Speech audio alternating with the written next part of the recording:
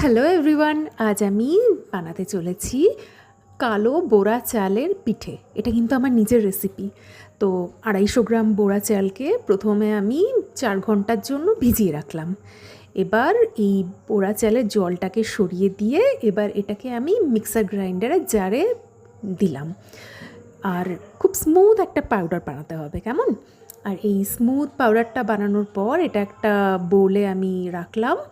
আর এবার আমি একটা মিক্সিং বোল নিলাম। মিক্সিং বোলে আমি কিছুটা গুড় নিলাম, ওই 200 গ্রাম মতো। আর এই গুড়টাকে একটু হালকা হাতে একটুখানি মেল্ট করে নিলাম। আর তার সাথে আমি এই চালের গুঁড়োটা মেলালাম। আর এবার একটা খালি কড়াতে আমি 1 টেবিল স্পুন সফ মানে মৌরি রোস্ট করলাম। সেই রোস্ট করা মৌরিটা আমি এবার অ্যাড করলাম এই চালের মিক্সচারে। আর এর সাথে কিছুটা ফ্রেশ গ্রেটেড কোকোনাট, নারকোল কোড়া এর মধ্যে দিলাম।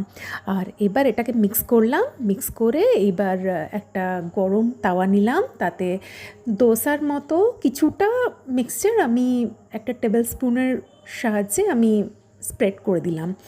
এটা 2 মিনিট পর দেখবেন বাবলস উঠবে। এবার তখন খুব সাবধানে এটাকে রোল করবেন।